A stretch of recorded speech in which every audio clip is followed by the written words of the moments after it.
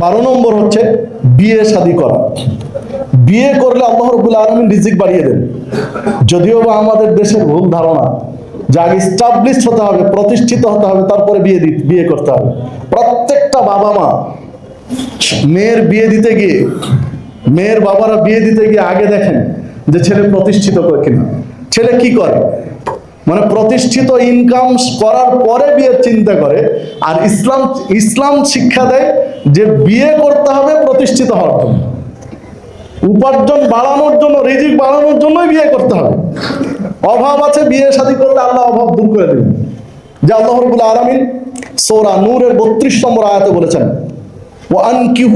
ওয়ানকিহুল আয়ামা মিনকুম, তোমাদের মধ্যে যারা অবিবাহিত আছে তাদের বিয়ে দিয়ে দাও। অবিবাহিত ব্যক্তিদেরকে বিয়ে দিয়ে দাও।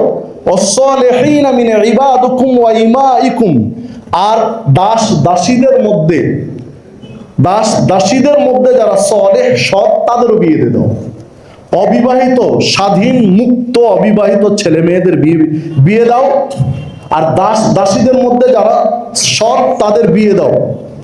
এতে করে হবে কি, আইয়াকুনু ফুকারা ইউগনিহুমুল্লাহু মিন ফাদলি, তাহলে যার অভাব আছে আল্লাহ তার অনুগ্রহ দিয়ে তার অভাব দূর করে দিবেন। ফুকারা, ফকিরের বহুবচন ফুকারা, যারা ফকির, অভাবী, দরিদ্র, এই বিয়ে দিয়ে দিলে আল্লাহ রাব্বুল আলামিন তার অনুগ্রহ দ্বারা তাদের দারিদ্রতা ঘুচিয়ে দিবেন।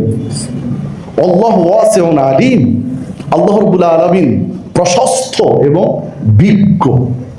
সম্মানিত উপস্থিতি, তো যে কথা বলছিলাম যে আল্লাহ রাব্বুল আলামিন স্পষ্ট বলেছেন যে বিয়ে দিয়ে দিলে রিজিক বাড়িয়ে দিবেন।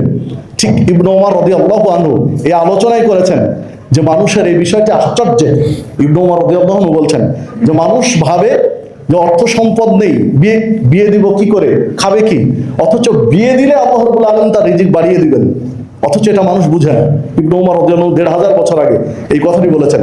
সম্মানিত উপস্থিতি, তাহলে বিয়ে শাদীর মাধ্যমে প্রাপ্ত বয়স্ক হয়েছে, বিয়ে শাদী দিলে আল্লাহ রিজিক বাড়িয়ে দিবেন, এই ইঙ্গিত দিয়েছেন।